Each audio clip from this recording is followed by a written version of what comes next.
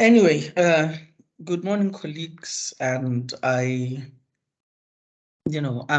today I'm making a presentation on a subject matter that I've been working on for quite some time, which is to do with digital transformation. And I'm focusing on building a successful digital transformation framework. The purpose of this activity for today is so that I'm able to, I've been accepted to present a conference paper, so I thought I could share with the faculty as well on the paper that I've been working on in the same topic. Um, Basically, the contents is just a quick background on digital transformation, and also just maybe the study where it is and how we are proceeding from there, where I'll talk about what digital transformation is and the current issues, current trends in digital transformation, where one of them is only a few digital transformation projects are succeeding. Then I'll briefly look into why there's a poor digital transformation success rate and reasons attributed to that. Then where my study sort of takes off by adopting the design science methodology, building a successful digital transformation framework. And the methodology, the design science, the process of building this framework unfolds in 4 iterations. Iteration 1 being conceptualizing the digital transformation in business organizations. Iteration 2 determining digital transformation success factors. The third one being building theory. Then the fourth one being the evaluation of the process model. Then I'll just maybe make just a few closing remarks. I didn't want to say as much as I said discussions, but for purposes of the paper, is I'm looking to gain feedback on this journey. So it's work in progress. So I'm sort of soliciting feedback, and this is how the context of today's presentation will look like.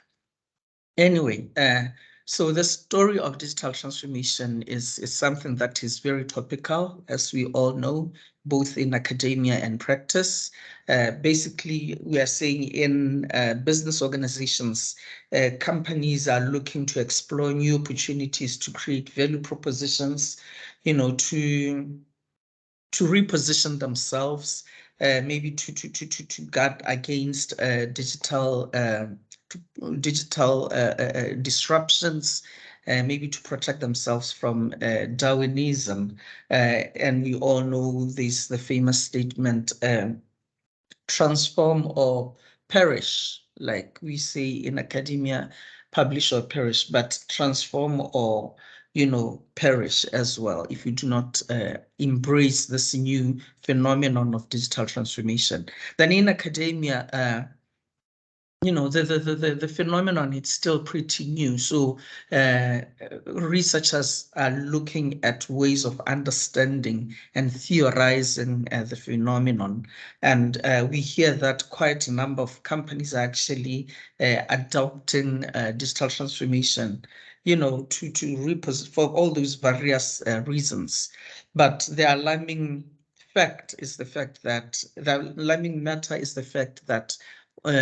about 1 in 5 or 20%, 30%, different studies have different, but 1 in 5 generally of companies embarking on digital transformation are failing. And there's a whole lot of reasons associated to that, including maybe just lack of fundamental understanding of, what is digital transformation.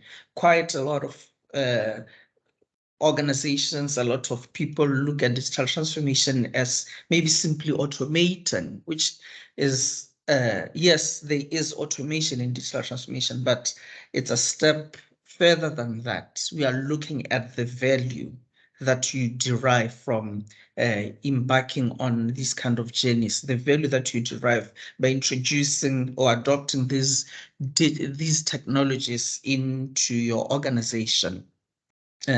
Maybe some organizations fail because they don't quite know why they should transform or exactly what they should transform. The more common one is the how to go about this transformation. The will is there, but the how of it is what is lacking, and the how comes in the form of the tools, supporting tools, or maybe frameworks that sort of guide managers as they embark on such journeys. And there's been a call for both practice and theory, to try and theorize and talk more about the phenomenon, as well as developing these tools, so that we can get to see more success rate of digital transformation initiatives. So basically, in terms of what is going on in the space of digital transformation at the moment, we've seen that in the past decade, the conversation has actually shifted, where previously, companies or organizations, governments were talking about maybe just understanding and creating awareness and maybe persuading to embark on digital transformation journeys. But presently, the conversation has evolved to, or has moved on to maybe what are the factors that enable successful digital transformation? How can organizations achieve successful digital transformation?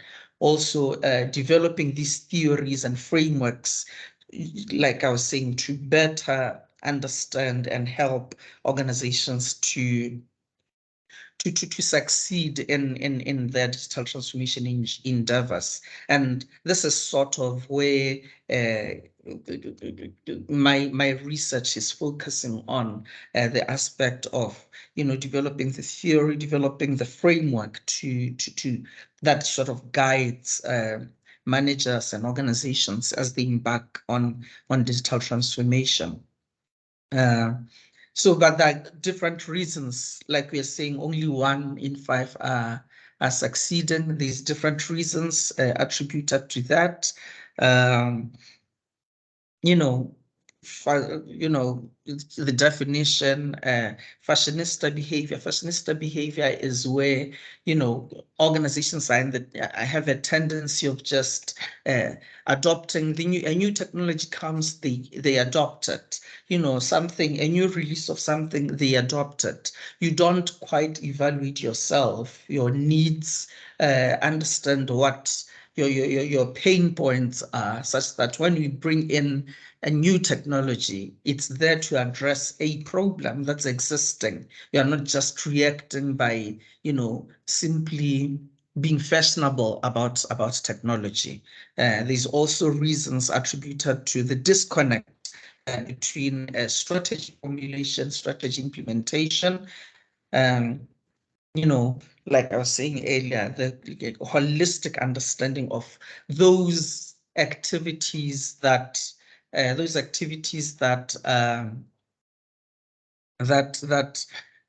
managers need to do when they are embarking on such journeys.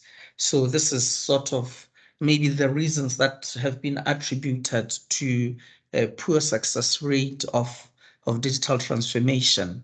Um, so because there's that call for building those tools that help organizations on digital transformation, I embarked on this study, which is adopting the design science research methodology. Basically, it focuses on developing and validating artifacts artifacts. These are tools. It could be a guideline. It could be maybe a system, algorithms, interfaces, process models. So it's a methodology that you adopt when you build those kind of artifacts, and the intention is to improve functional performance of the artifact itself. The methodology also emphasizes on the rigor of the design process. So as you design, in this instance, designing a framework to help managers when they embark on digital transformation, what is important is, the rigor of that design process. Hence, the 4 iterations that I'm embarking on uh, with developing this tool of mine. So I'll take us through the 4 iterations. The first iteration was conceptualization of digital transformation in the business organization. Then the next one was determining digital transformation success factors. The next one was validating and theorizing the successful digital transformation framework.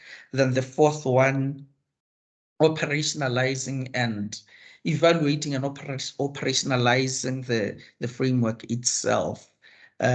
So just to take us quickly through those iterations, this is work that's already been done, the first 3 iterations. So the objective of the first iteration was to conceptualize, like the topic says, conceptualize digital transformation in business organizations. And I was simply trying to understand digital transformation through 4 constructs, the behavior characteristics of digital transformation, its drivers, the areas that we need to look into when we are transforming, as well as the impacts. And through that process, a very rigorous systematic literature review was embarked on, where I looked at 89 papers that were talking about digital transformation, and ended up developing a concept-centric matrix out of that. And some of the findings were that, digital transformation is still a growing phenomenon. More literature was required to sort of mature the phenomenon.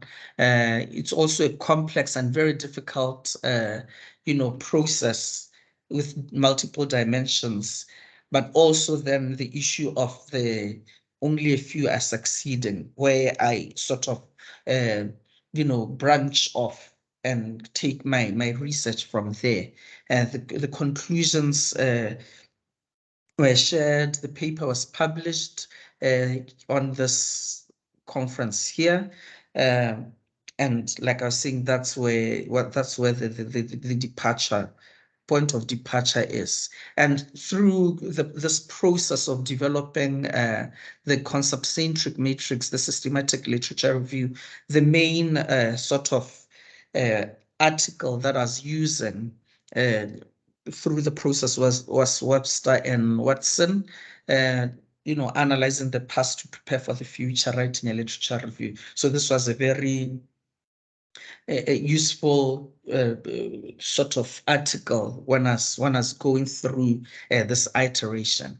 So from this iteration, I then moved, okay, before that, this is sort of this concept-centric matrix that was developed from the 89 articles. So what is digital transformation? It's a strategy, it's a process, it affects business models, paradigm shift. The characteristics, it's radical, it's disruptive, it's evolutionary, complex.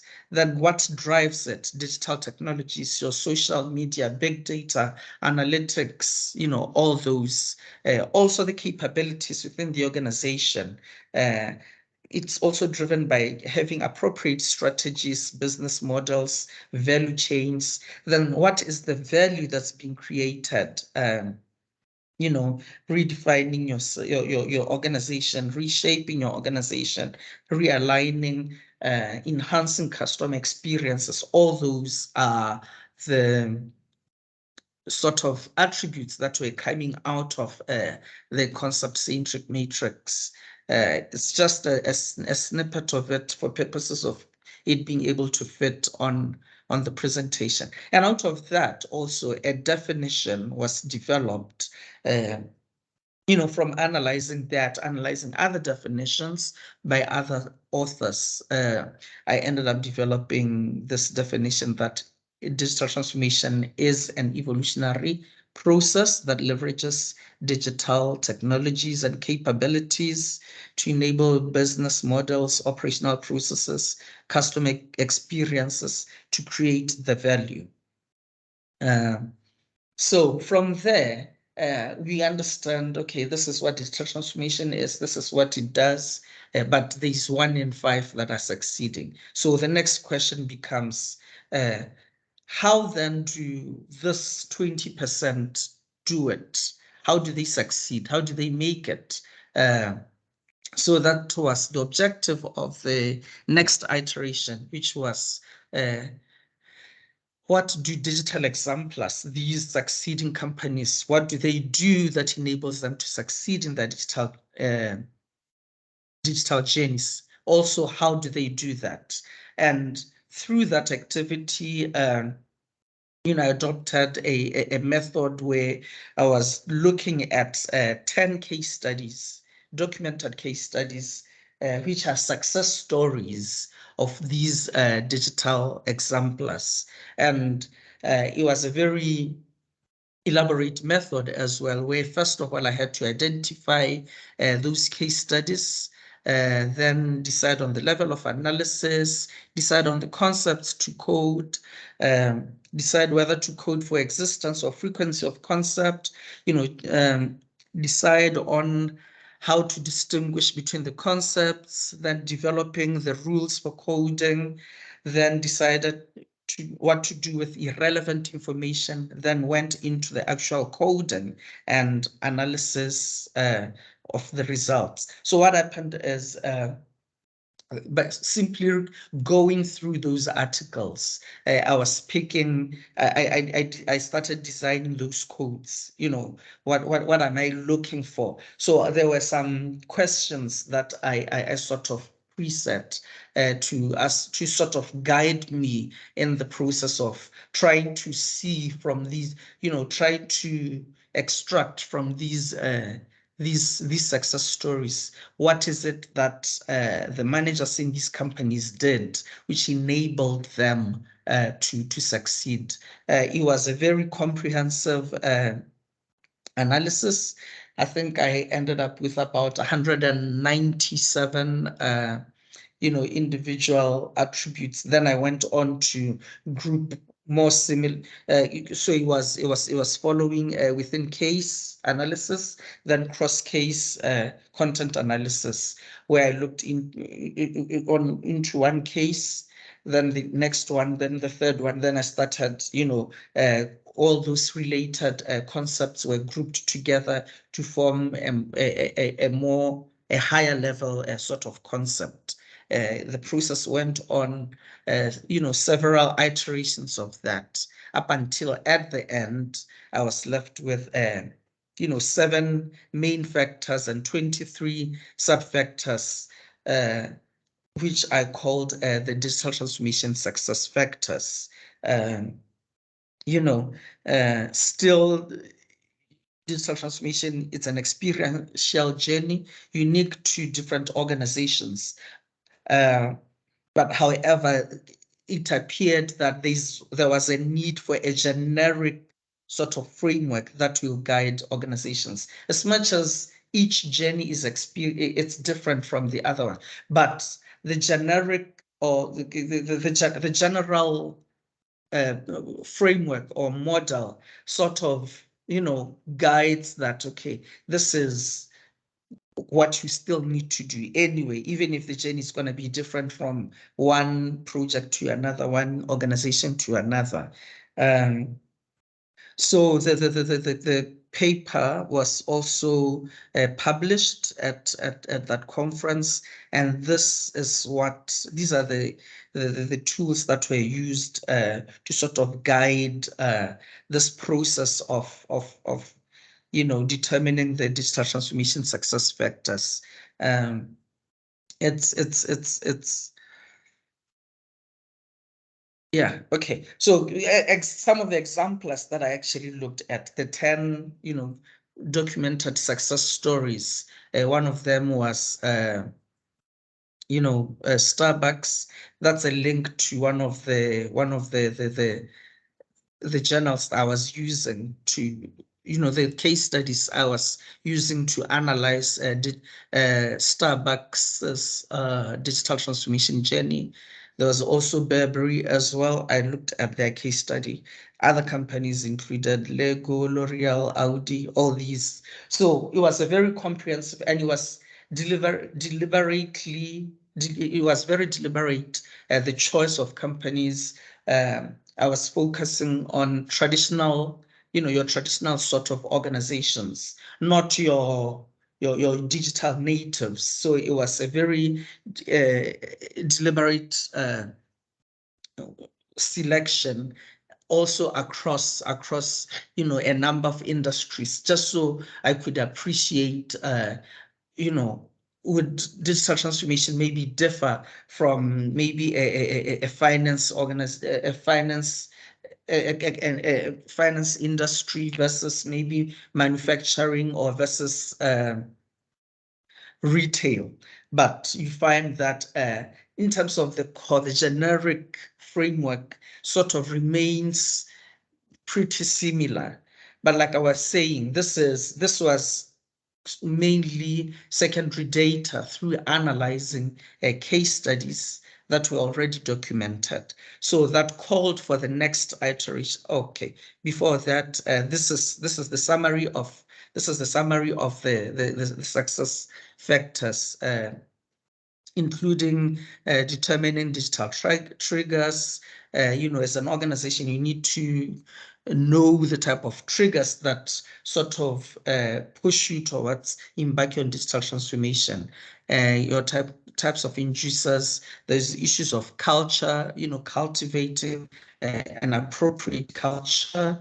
There's issues of developing a vision, determining the drivers. It's coming back again, establishing a digital organization which will be mandated to sort of drive the digital transformation mandate of the organization. Also determining the transformed areas. Which areas should we be looking at? Determining transformation opportunities, identifying targets, transforming areas, then building the actual initiatives. Then at the end of the day, determining the impacts that have been created. So this was simply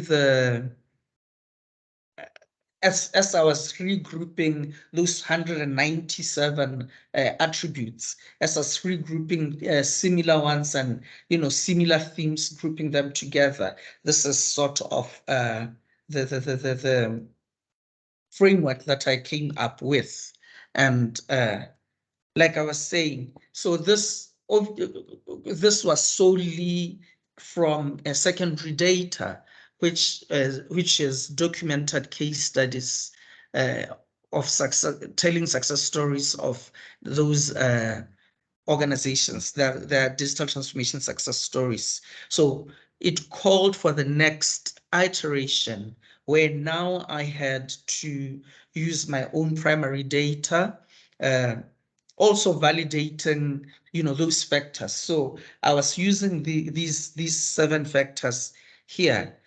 I carried them into the next iteration, where I went into organizations to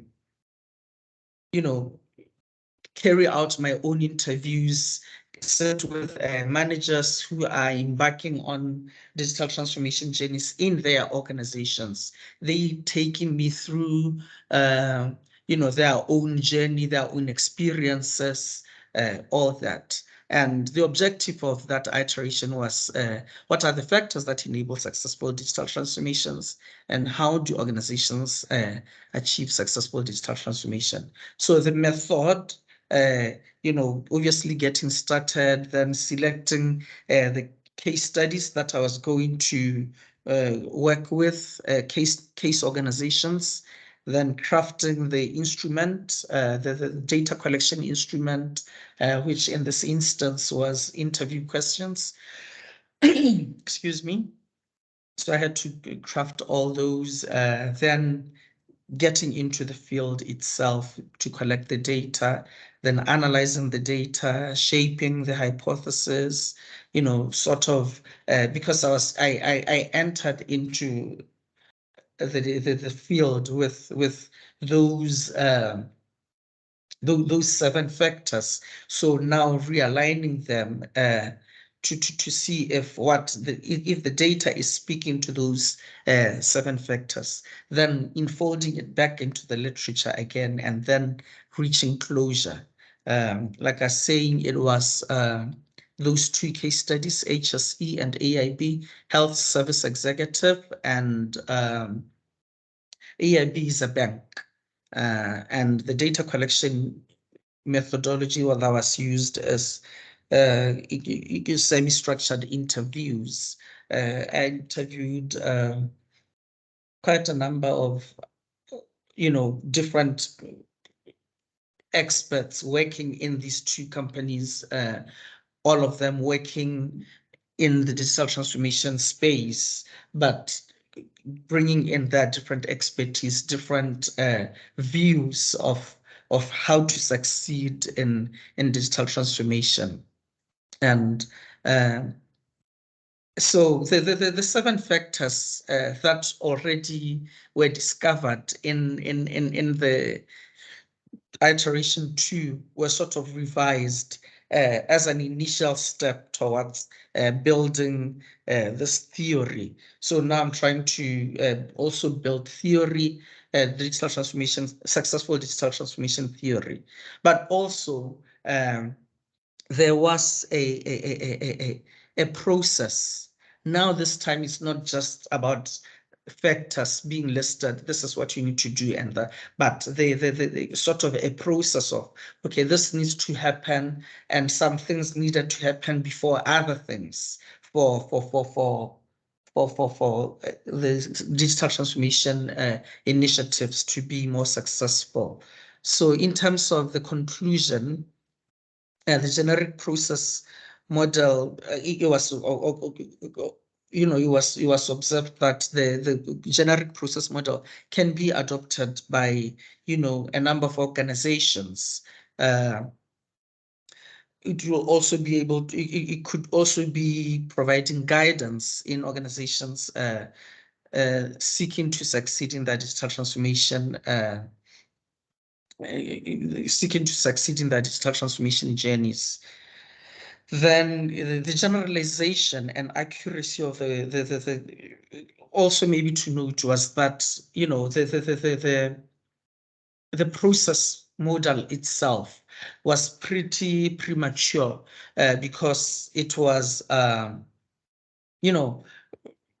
looked into it I developed it through these 2 organizations and through the data from the previous iteration. And this is, in terms of design science, the rigor is not complete enough, because the work, it's solely about me, but I needed to talk also to independent experts, not necessarily attached to any organization, but who are just bringing in their expertise to say, okay, here is a model, here are some factors that have been identified, and how do I, how is this, fair representation of what actually takes place in a digital transformation journey.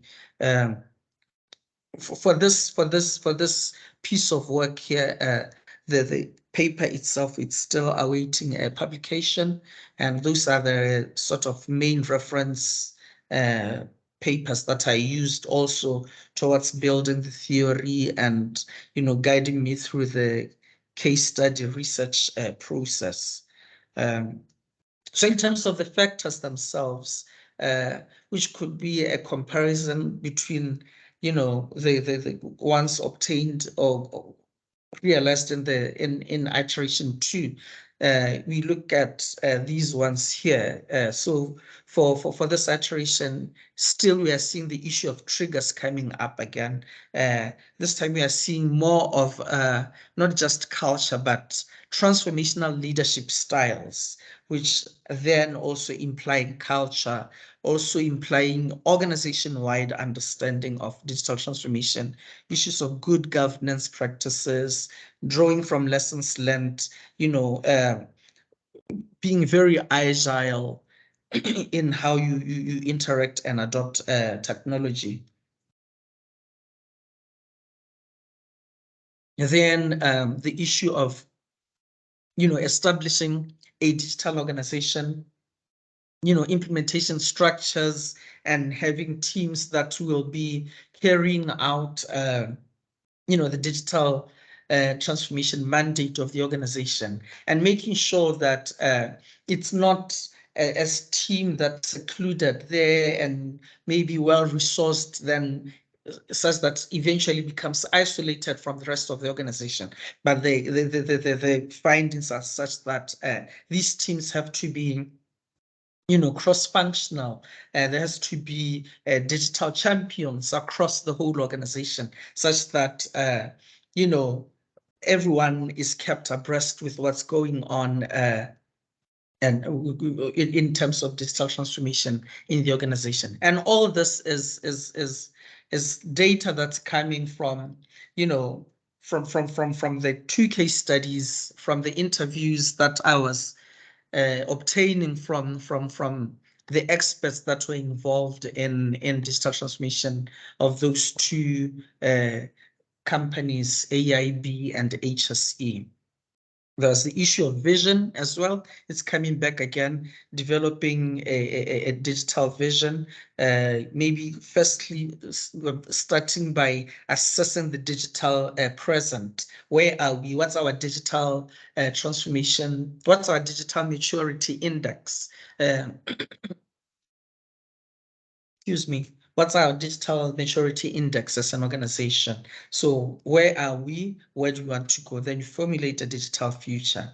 Then where we want to go will then inform developing strategies and roadmaps that we want, which will guide our journey as we embark on digital transformation.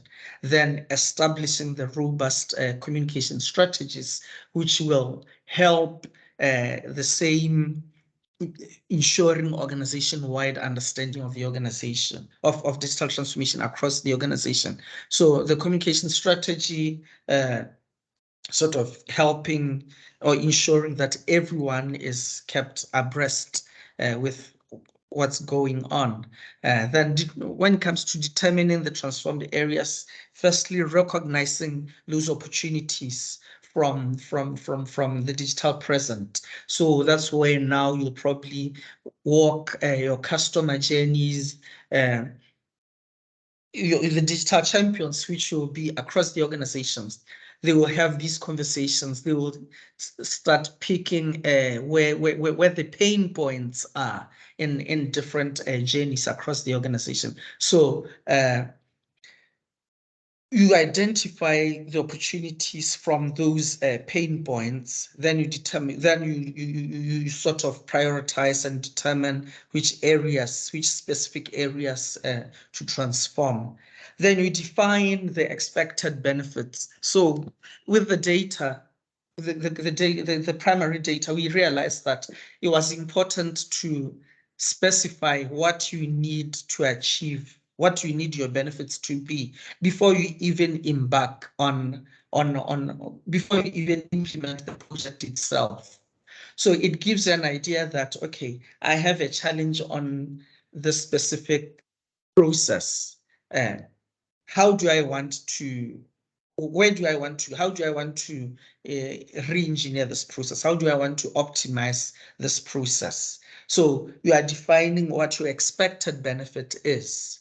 Then when you know what your expected benefit is, that's when now you can find an appropriate technology that you can adopt, which will enable or which will drive this initiative that you are picking. So it's not a matter of, okay, we are just getting artificial intelligence or chatbots, or we are going cloud, all these things without a clear understanding of where are we, what's my pain point, how do I want to address this pain point.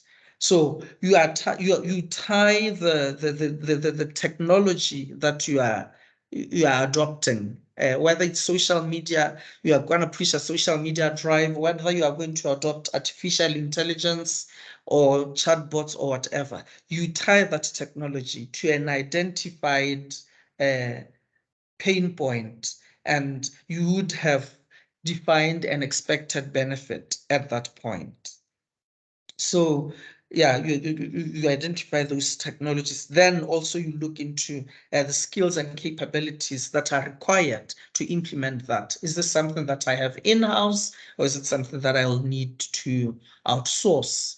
Uh, that's where now perhaps you are then able to bring in external collaboration partners, maybe in terms of consulting firms or tech companies, or R&Ds, research and development companies.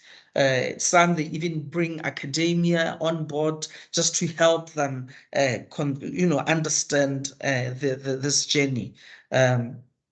Also determining other resources required.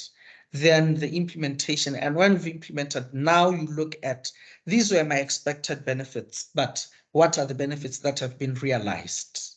Then if you are able to see, okay, this is what I was expecting, this is what I've realized, then you measure and quantify those benefits such that you are able to say, through digitalizing this process, I was able to maybe cut down on this much, if at all it's cost saving, or I was able to improve efficiency in this manner, maybe going to a level of, I was able to cut down on 6 hours of process time, something like that.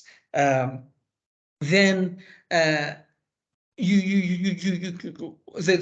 idea is such that you trial out, you prototype this initiative uh, for a little bit in the organization. If it succeeds, then you scale it and you roll it out across the organization.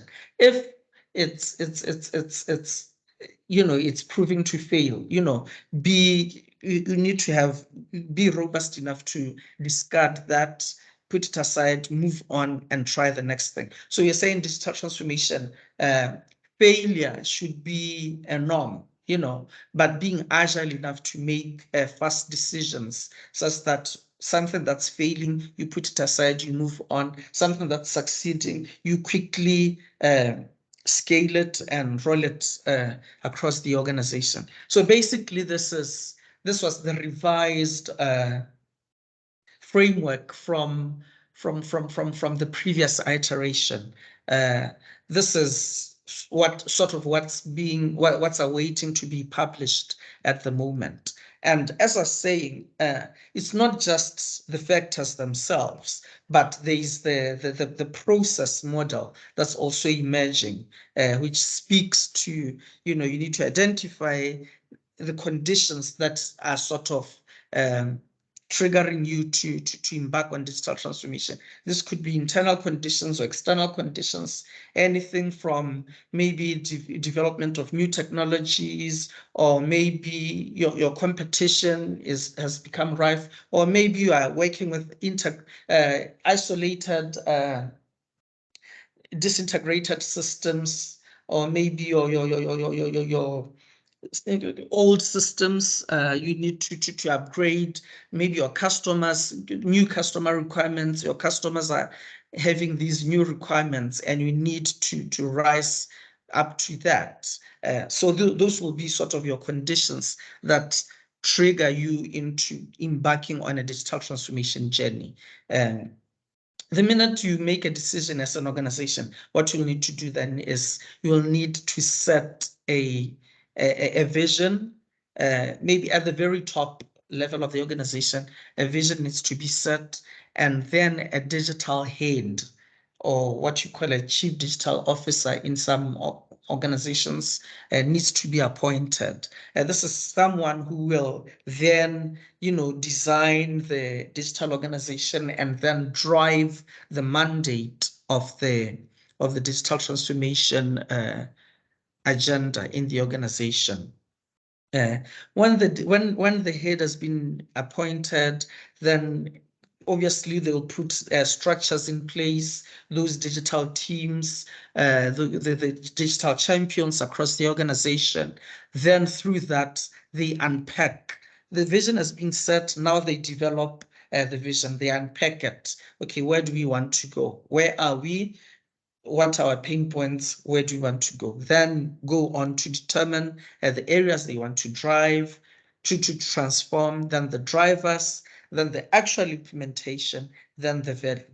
But we also realize that in this process, at any given stage, you can engage with external collaboration partners, depending on what your capabilities are. For some organizations, they already understand what digital transformation is. They'll probably need help, maybe or maybe they'll need to associate or bring in external collaboration partners at design stage or maybe at implementation stage, but some would want to bring them immediately at the start so that with the help of external partners, they're able to sort of understand, even conceptualize, because remember we are saying as simple as conceptualizing what digital transformation is. A lot of organizations fail to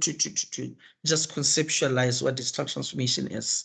So in that instance, they'll probably be bringing in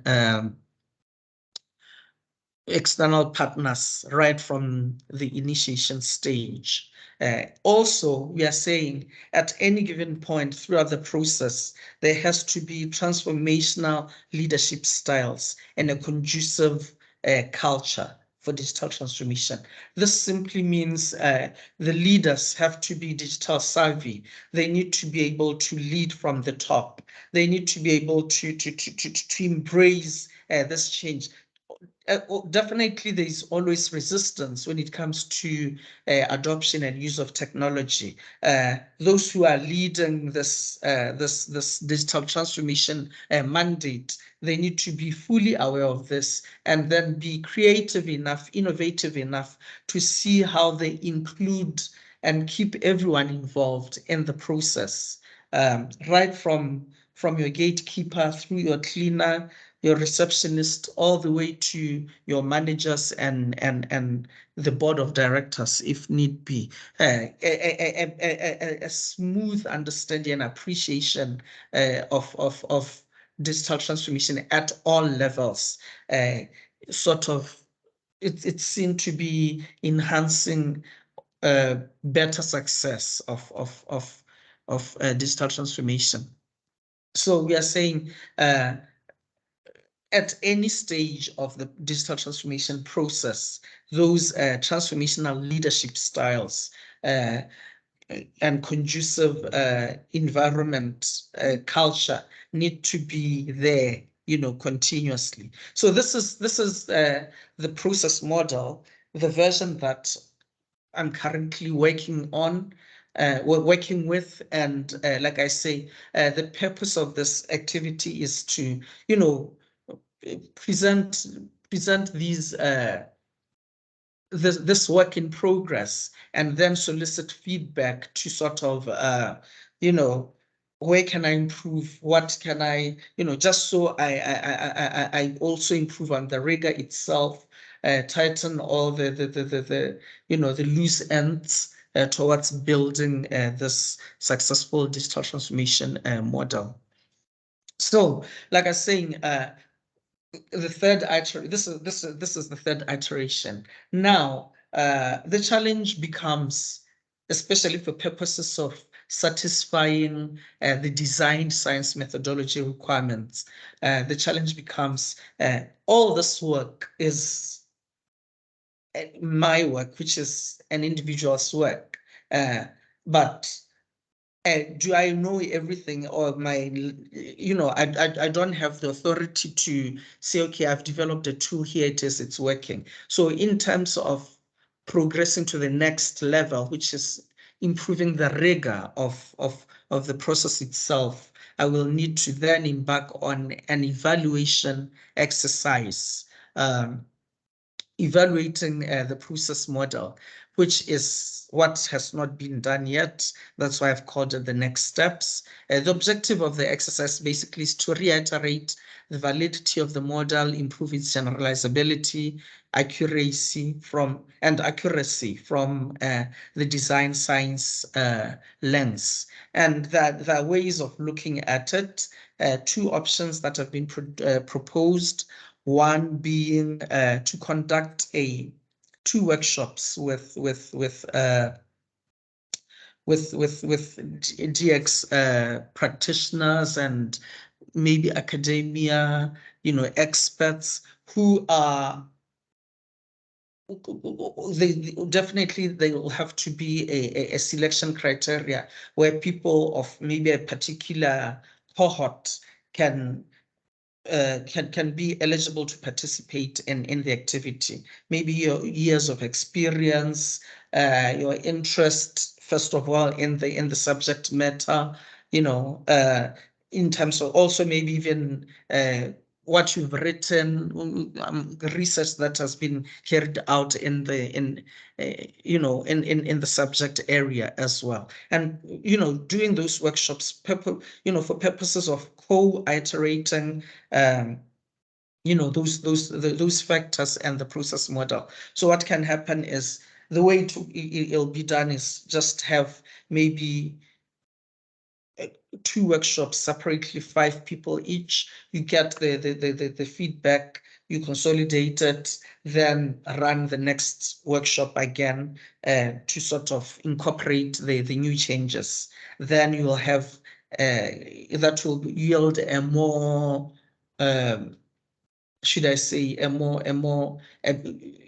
improved version of the process model itself. The other option would be then to operationalize the proposed model, where I take it and go into an organization that is currently undertaking digital transformation initiatives. I request to them to allow me use, or maybe for them to adopt the tool and let the tool guide them through their digital transformation endeavor. And then I get feedback from there. So both these options can be unpacked, and very robust processes and methodologies can come from there. But what informs how this evaluation exercise needs to take place, it's references obtained from Havner, McKay, and Baskerville, which they've done quite an extensive amount of work with regards to evaluation of artifacts, which have been built through design science methodology. So basically, like I was saying, just sort of bringing it all to an end is that, a digital transformation framework has been developed in 3 iterations thus far. And like I was saying, all the 3 were developed by myself, but then they might suffer research bias, which is also emphasized in, design science literature, design science methodology literature. So the 4th iteration, I propose that the 4th iteration, as a way of validating it, to solicit design contribution from experts, practitioners, and academia towards reducing the bias and improving design rigor and accuracy. Obviously, through references obtained from Havner and Hubona. The framework can also be operationalized in another environment. So like I was saying, purpose of this presentation was just to, share this work in progress at the moment, and just so to help, meet some of the design science requirements. Also to solicit maybe feedback on even the design of the evaluation protocol that's planned for iteration number 4. With that, I would like to thank you very much for your attention. Thank you very much. If there's any questions, I would gladly take them.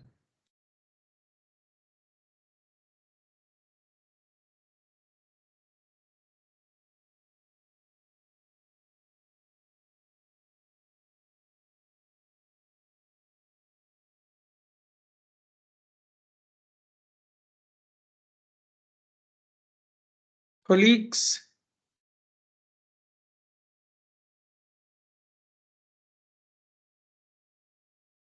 Any questions, any feedback?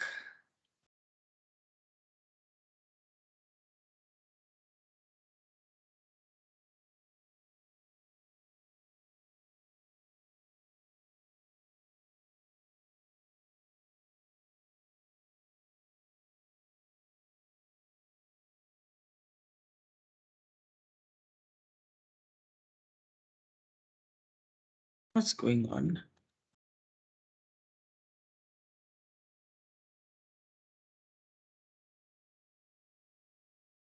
Anybody there? We are here. Okay. No, thank you very much, colleagues. So I was saying, if there's any feedback on what's been presented, I would gladly appreciate.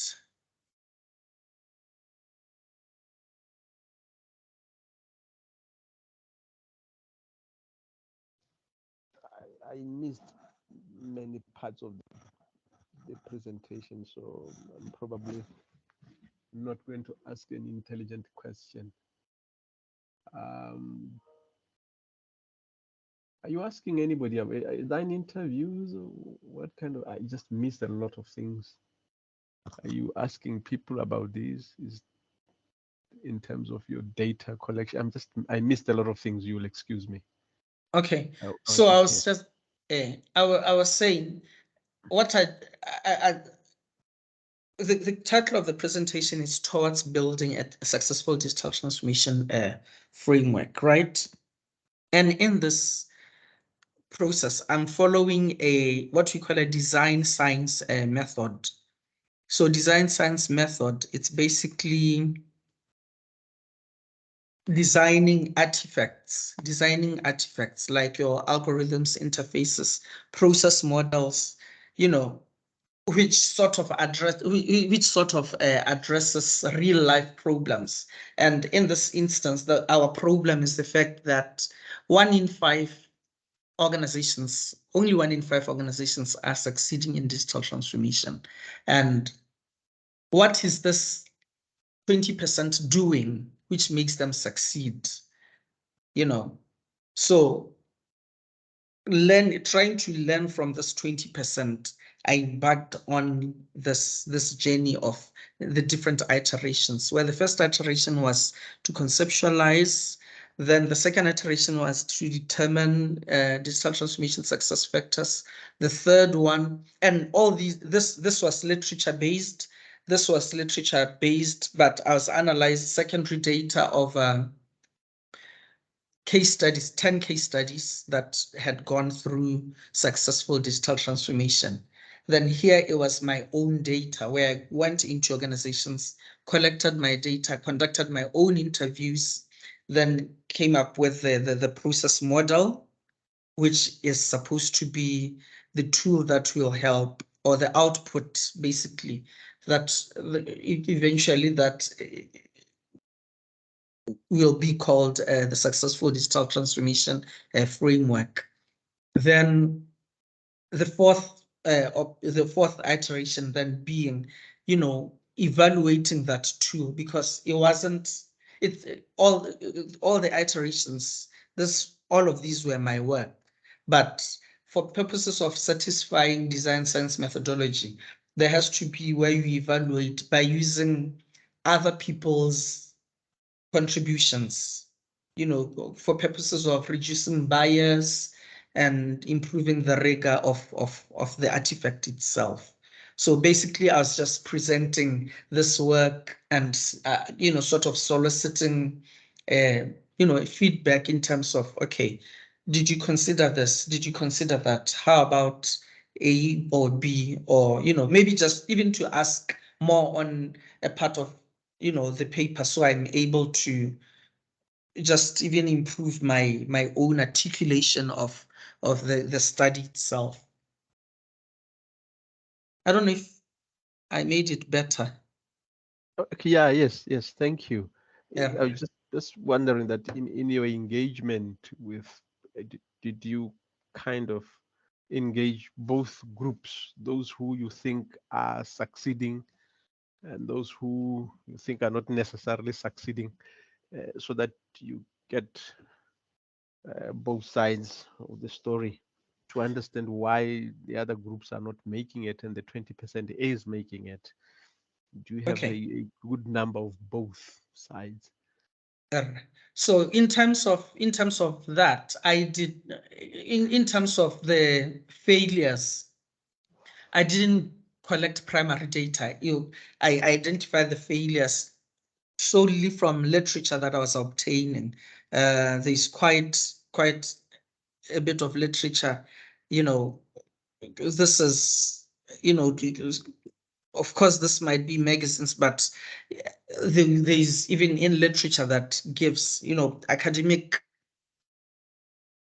A-star journals that still talk about the same challenges. And some of these challenges include being a digital fashionista, disconnect between strategies and formulation strategy and strategy implementation, the holistic understanding. All these are obtained from literature. So I did not get into those who are saying, "Oh, we failed in our digital transformation journeys." I was just going through the literature, reading that from literature, then but focusing more on those who were succeeding.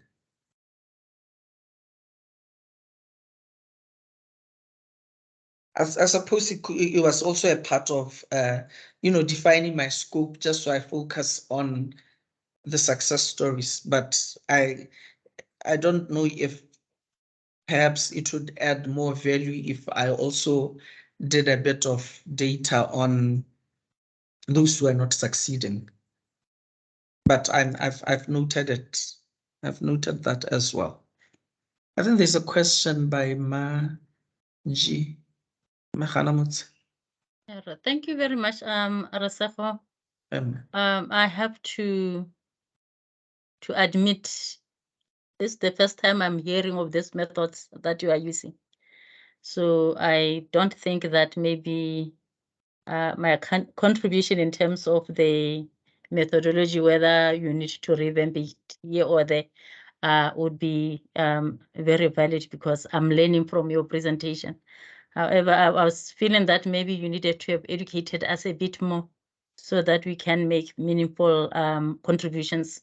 But maybe it's only me who is hearing about the method the first time. So you are saying that your work was based on 10 case studies, and you were looking at successful companies that had successfully implemented digital transformation. Now, I wanted to find out whether you didn't think it necessary, maybe to just do some confirmation in terms of you know, looking at doing a primary type of research, whether we are looking at just the successful ones, I don't have an issue with that. But my question is, was it not necessary for you to at least do some confirmatory a study where you get insights from discussing other issues? Because you might find that maybe some of the issues were not highlighted or captured in the desk research or in the information that was provided in the magazines. Okay.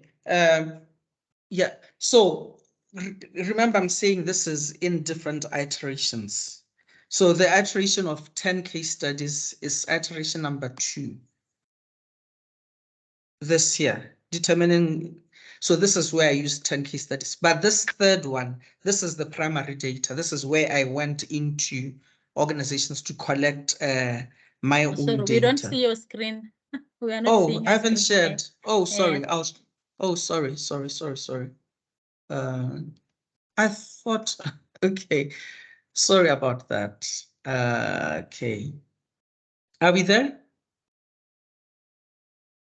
Yes, we are there. Okay. So this is, so I was saying the 10 case studies were one iteration 2, which was analyzing those documented case studies. Then the next iteration was where now I collected my own data. I went into organizations to collect my own data, and through the 2 companies here, oops, sorry, goodness, what am I doing? Through AIB and HSE here. So this is where I collected the primary data.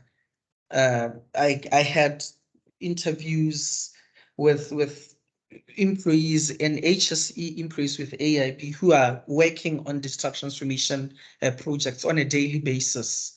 I think about 12 and 13 or something like that in each organization. And it was stories of, sharing their own experience, but within the context of the organization itself.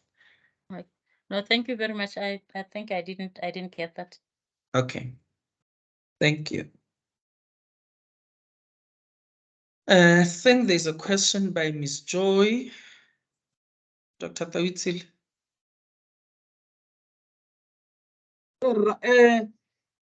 I am particularly interested. I have 2 questions actually. So the first one is based on the framework that you presented. And I could see boxes and arrows and variables in boxes and arrows. And the first question is, I'm interested in the transformational leadership styles that is in your framework. So I would ask you to provide a bit of depth in that. What do you mean by that, and what styles are there existing that you'll be talking about? And then the second question will be in your options, 2 options that you provided. I'm interested in how you are going to determine that is practicing the leadership, whatever, transformational, digital transformation. Is it word of mouth? Will you hear from people, or you go around asking? Thank you. Okay, I can't hear the last bit. The last bit is, how are you going to identify the participants? The organization that is embarking on the DMX. Are you going to go around asking, or is it going to, how are you going to find out that this organization is embarking on? Okay. Your opinion too. Okay. Yeah. So in terms of adopting leadership styles, remember saying similarly, like when I got the interviews, I went through the same rigorous process of transcribing the interviews, then going through them line by line, reading the stories, then coding, and then putting together related themes to make sub themes and all that. But issues of transformational leaderships that were coming, for instance, included just being digital savvy. You find that at times people at the very top of the organization, they don't quite appreciate technology, or they just say, when you make a decision like, okay, just go ahead and do it, and then you remove yourself from it as a leader. We are not saying the leaders should be your most techie person in the organization, but they need to be able to support and then cushion and make sure they well resource the digital transformation agenda. It needs to be owned up from the top. There has to be a lot of innovation. There has to be a lot of being agile, embracing the fact that this is very continuous, and you trial, you prototype, it fails, you discard, you move on to the next one. Also avoiding where you resource maybe a special team. You have like a special team, in the corner of the organization. They have all the resources. The rest of the organizations of employees in the organization are wondering what's going on. I'll give you an example. The story of AIB, the company I went to collect data from. When digital transformation started, it was about the tech guys. There's always those guys who are more techie, more digital savvy than everybody else in the organization. So for some time, the digital transformation process was sort of secluded to that type of team, and so the guys were then started moving out of step with the rest of the organization, because they tended to move pretty fast when everybody else in the organization, in the bank, wasn't aware of what's going on. As a result, that sort of brought in some resistance. A lot of people were unhappy with what's going on. A lot of are we being replaced? Things like that. But the minute a more understanding, a more should I say, someone more grounded in terms of that transformational leadership style came in, the minute they appointed the digital head, who was more on at a transformational leadership style. They sort of balanced that out. You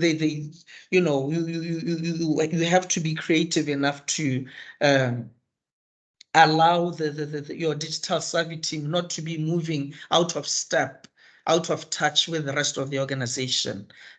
Also appreciating that there are those who are slow, also embracing bringing them along, taking them along, and rest assuring them that this is an organization-wide process. They are part of it.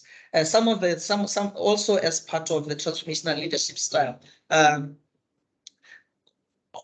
Some organizations have this thing of, okay, there's a team of problem solvers. They'll identify the problems and solve the problems. And then those teams, they would have a habit of not engaging people in the respective departments.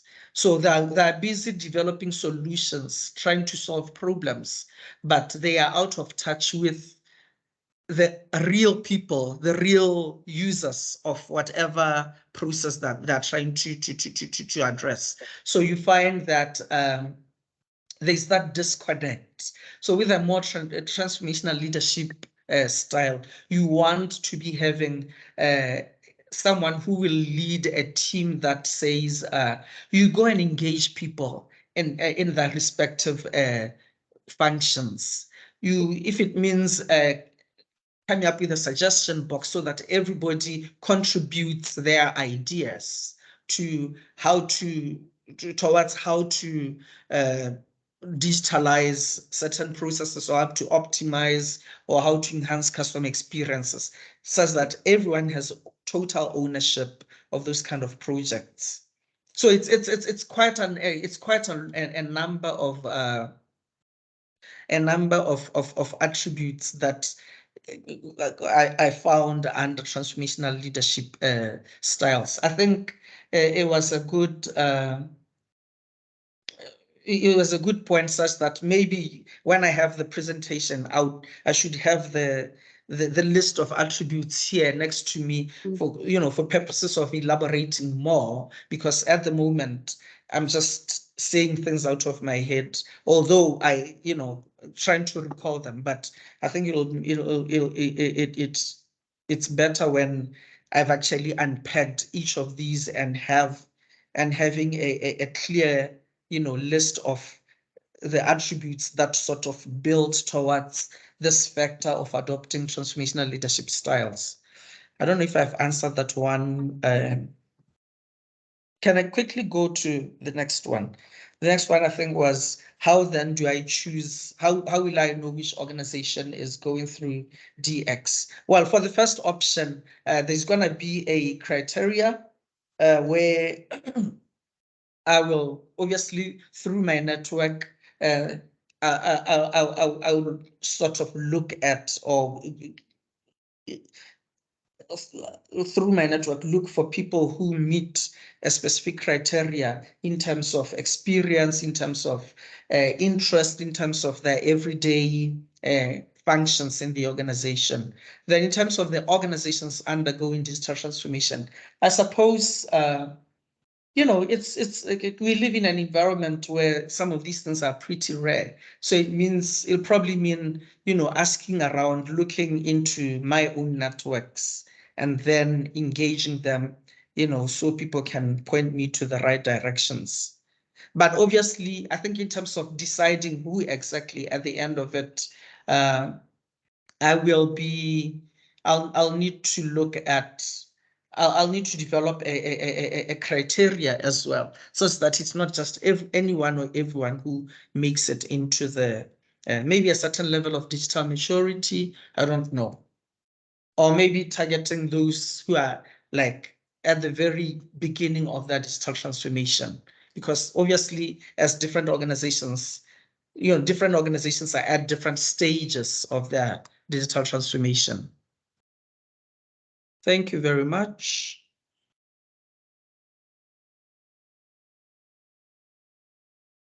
Rabasupi.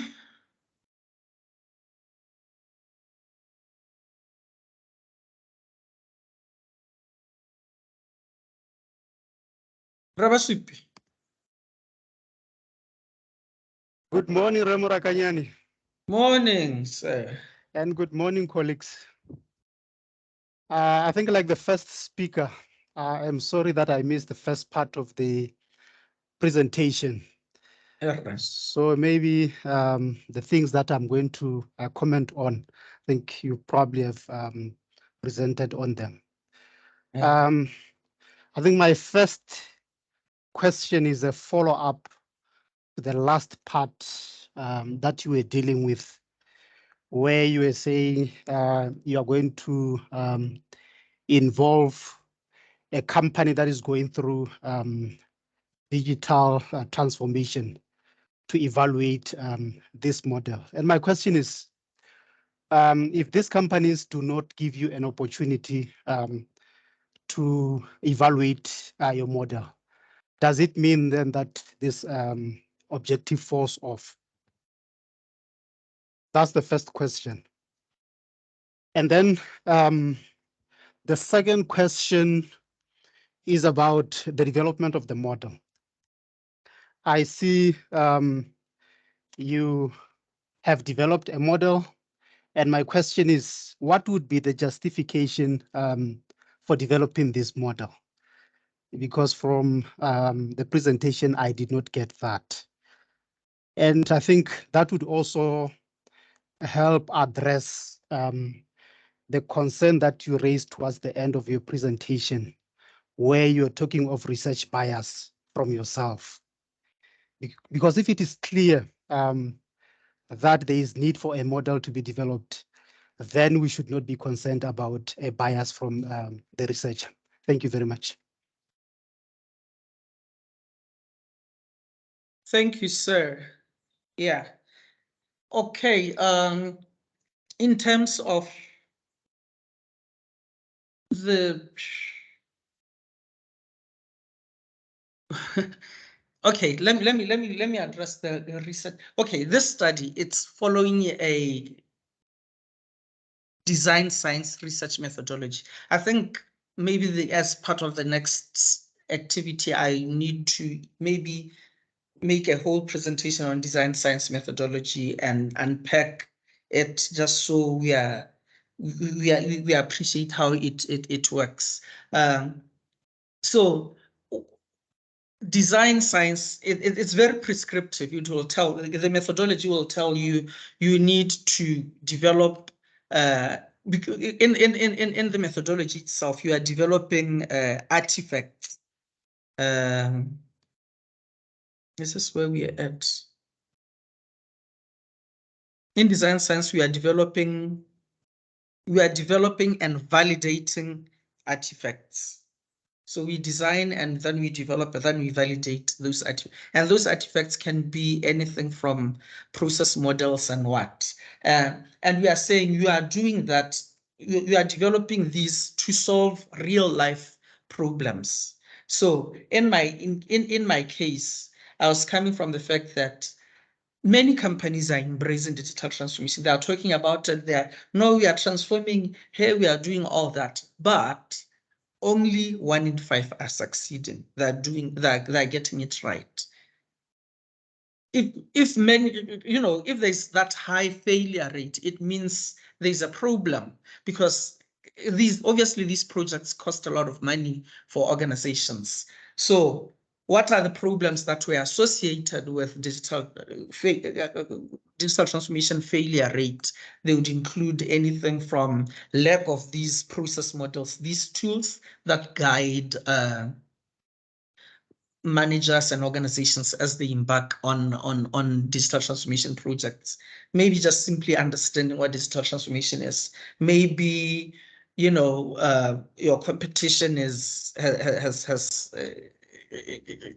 or there's a change in the industry. There's a whole lot.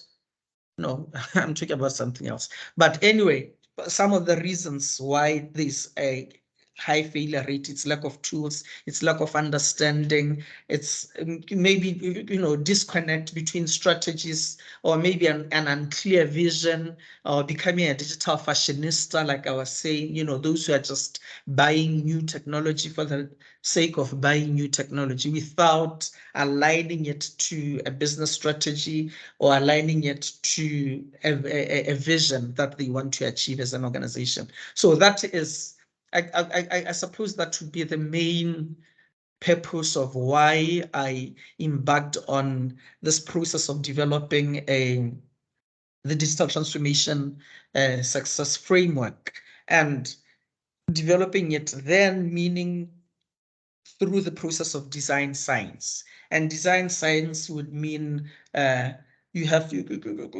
develop it through different iterations. And the design aspect is where now, as the researcher, you design how your different iterations are going to look like. And in this instance, my first iteration was this, the second one, the third one. All these three, like I was saying, it was my own work, personal work.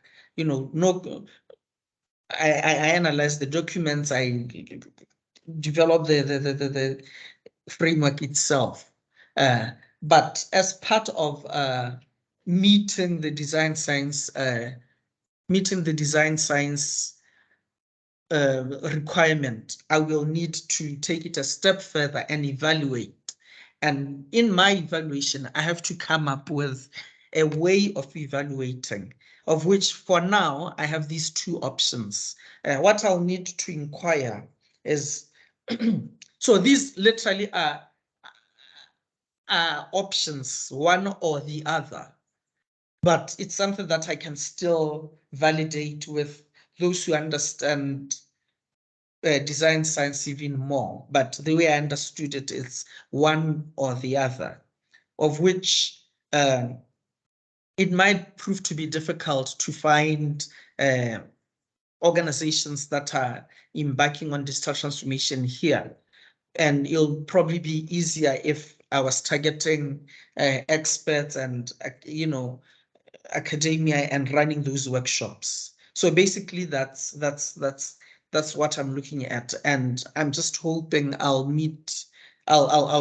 have an audience where they'll be able to advise, no, you can do just option 1 or just option 2, or it's a requirement that I need to do both. But this is part of, design science. You are designing how we are going to carry out the study itself. So part of the design was me determining the different iterations. How am I going to evaluate, all that. I don't know if I've answered satisfactorily or. Thank you very much. Miss Joy, did I answer you I think well? I'm sorry to repeat myself. But I'm looking at the, I'm looking at the model and please. I'm saying I'm sorry to repeat myself, but I'm just thinking, looking at that framework that you've produced and asking myself questions that I can't provide answers for. I mean, I'm seeing arrows pointing in certain directions. So those are those causal relationships? Or is it because I'm sorry to, and then no. Actually, I remember that I didn't address that question. Can I take it? Okay.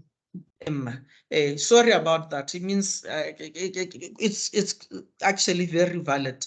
It's this is the conversation that I honestly should be seriously looking into as well, especially when trying to design how to represent this.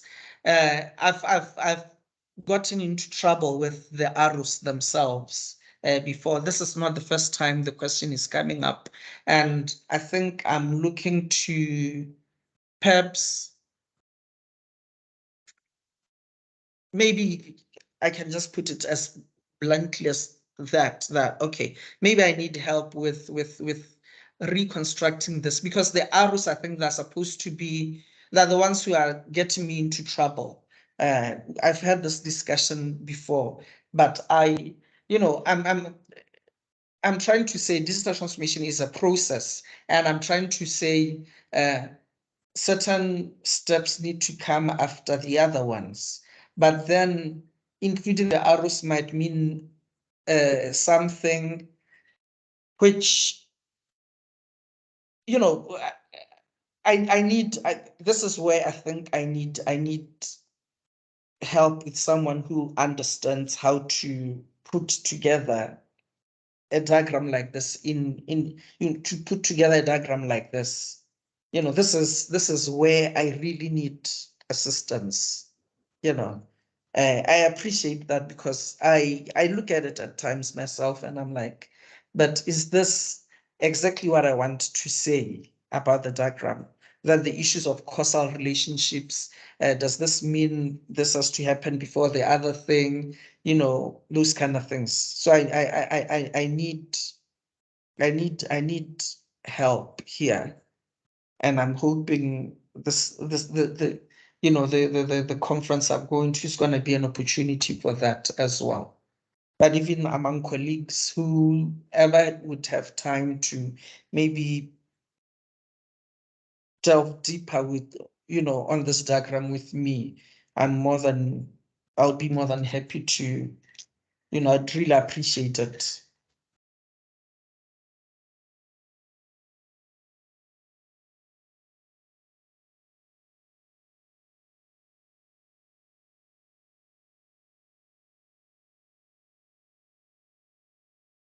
Thank you.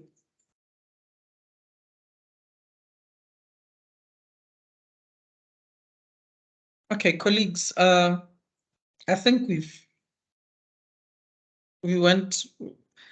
I don't know if there's still more questions, but I'm really happy at the the conversation that we've had on this model, because at times you are doing these studies, this kind of research, and you are keeping everything to yourself, and you don't have anyone to bounce off what you are working, your ideas on. But I suppose this also just helps even me to articulate on the project, on the research even better. So I really appreciate it, and thanks so much for the feedback. I know it's a new area, it's a new, maybe even the methodology itself, it could be new to many people, but this has been very, at least seeking clarity, as many of you were. It helped me to explain even better. I don't know if I was explaining to a point where people are satisfied, but I felt for me, it helps me to speak even more, even better about the work that I'm doing. So I'd really love to say thank you very much, everyone, for your support. Thank you, Morakanyane. Thank you, thank you, thank you. Thank you, sure. So if there's no other questions, I think we can close the meeting.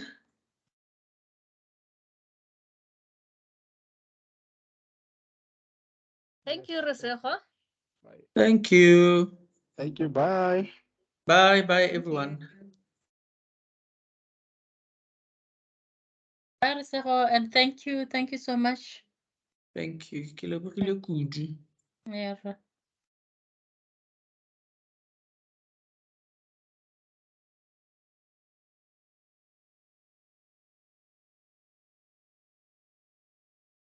Yo, Ramaparin had a question. You still need an answer, Ramaparin.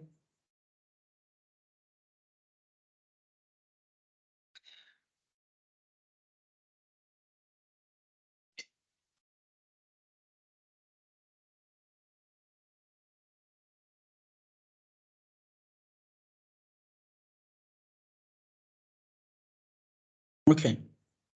So in terms of selecting the 2 companies that I ended up interviewing, when I was collecting the data, okay, this is when I was in Ireland, and it was it started off very difficult. Okay, I had a pool of companies that were that appear to be well in their digital transformation journeys. Your banks, the city council, the health service executive, all that. One of the biggest challenges was, okay, we would have maybe an event, and I would attend an event, and my supervisors would expose me to different people, and they would introduce me and tell them what sort of work I'm working on, what sort of research I'm working on. Then, maybe start the initial conversation of, would they be willing to take me or accommodate me as when I'm doing to collect data from their organization. From word of mouth, it's always, oh yes, whatever, you send emails, then it would be meeting, I can't meet, reason after reason of not meeting. But you'd find that there would be those companies that were sort of, okay, you are not available, but then you meet them. So eventually the data that I had, which was sort of satisfactory, was from these 2 companies, but I do have data from several other companies, but because I didn't quite get enough interviews, I discarded them. I discarded the data from the other companies, but it was a decision obviously made in agreement with the supervisors. They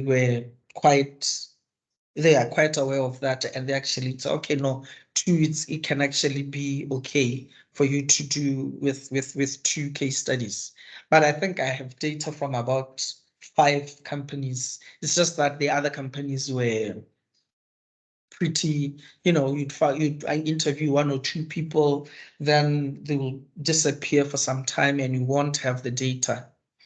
So that was the main challenge, just availability of participants in those companies.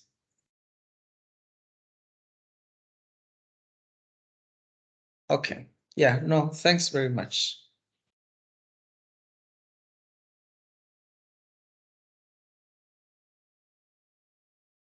Thank you, Rema Paring. Much appreciated.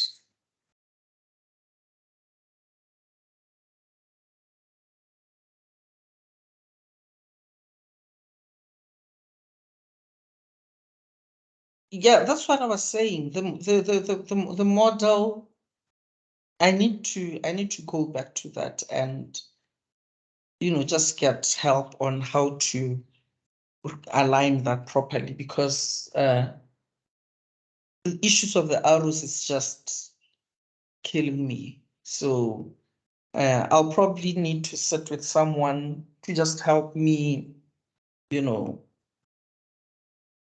redesign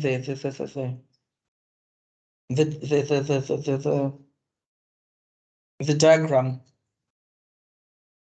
At this moment, I can't even,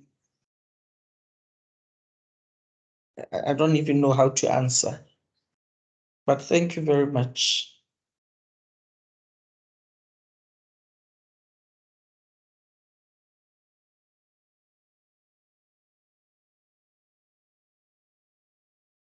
Cheers, buddy.